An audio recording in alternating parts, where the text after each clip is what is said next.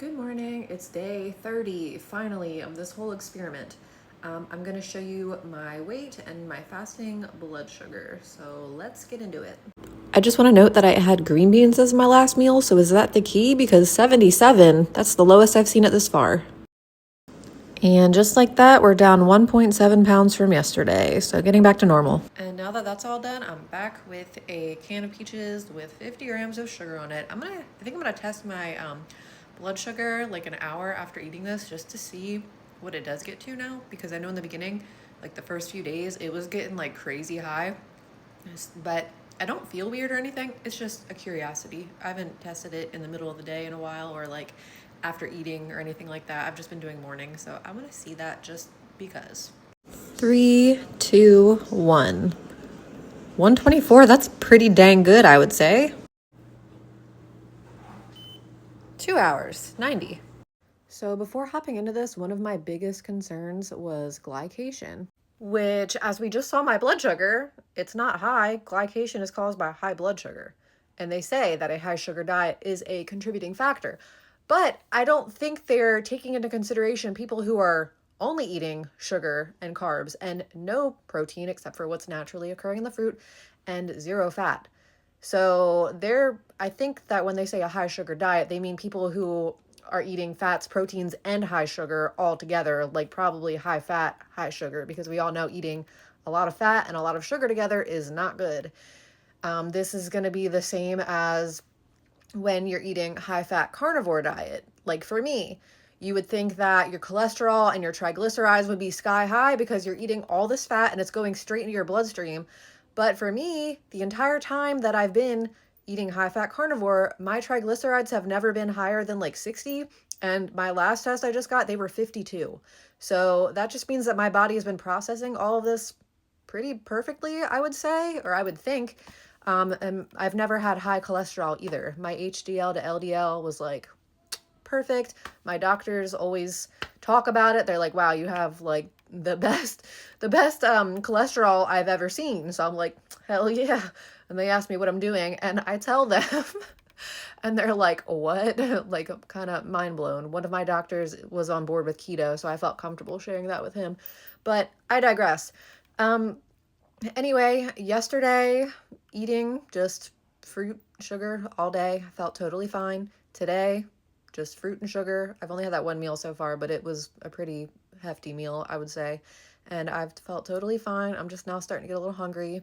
I picked up some gummies when I was at the store because I saw them, and Haribo, for some reason, doesn't seem to bother me in a negative way. They also do not use high fructose corn syrup or corn syrup in general in their products. They use glucose syrup. I'm not sure what the big difference is between them. I mean, it says it comes from wheat or corn in parentheses, so I don't know for sure, but I just know when I eat the gummy bears, they don't mess me up. So I got the little peach-shaped ones today just because I wanted to try them, so I think I'm going to have that as like a little snack right now. And I've had really good energy all day. I just cleaned the heck out of my house and I feel accomplished and really good. And yeah, so I will show you what I eat at my next meal. I had 8 of these Haribo gummies. I don't know why they don't bother me, but they don't. And then I had 2 of these fruit strips, and that was it for them. For dinner, I had about 420 grams of cantaloupe, 225 grams of grapes, and 30 grams of sugar. I don't know if you guys know who Nick Norwitz is, but I've been subscribed to him on YouTube for quite a while now. And he just made a video on the sugar diet and broke down all the science behind it and why it works. He's actually a keto guy, but he does unbiased kind of reviews on different things. And it's really cool that he did this. So basically, we all know and we've all heard that FGF21 is like the main driving cause of the weight loss on the diet.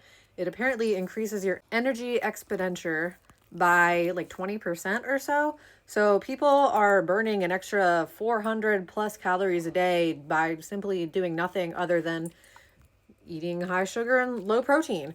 But he did dive deeper into this and found that there was also a study where they did low protein but equal amounts of fat and carbs, and people still had the same response. So I don't know if that's something I want to do. I don't think I want to do that because we all know how fats and carbs play together. So I don't know if that's a great idea. Maybe that's why people are having such great success with this. and also why people in like the keto carnivore space have had success with fat fasts, where you're just eating fat and no protein. So I guess FGF21 is the driving factor of all of this. And then, that being said, there are people who don't respond to FGF21, people who are FGF21 resistant. And they're saying that the more obese you are, the more FGF21 resistant you are.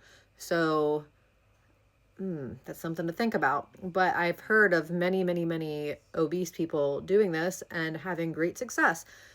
But Cole even recognizes that there are some outliers, and I think that it is these people. There was apparently a mouse study done for this FGF21 trials to see how it's induced, and then they tried the same exact thing on mice that were FGF21 resistant, or they called it some specific name like FGF21 blockers or something like that. I don't know. But they were mice who did not respond to FGF21, and they still didn't, even when they were trying to do an FGF21 promoting diet.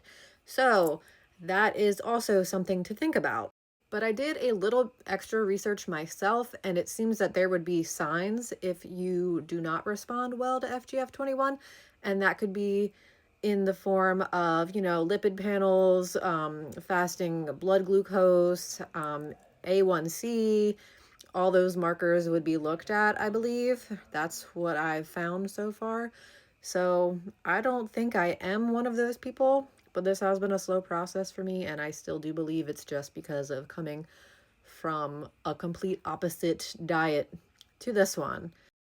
Angle switch. The frogs are singing outside for real, but I don't think I'm done eating yet today. I think I want to end the night on a can of green beans like I did last night, because my blood glucose was like fantastic this morning, and I want to see if it happens again or if that was just an off chance. I don't know, but if green beans are the cure, then I'm gonna be eating some green beans. You better believe it.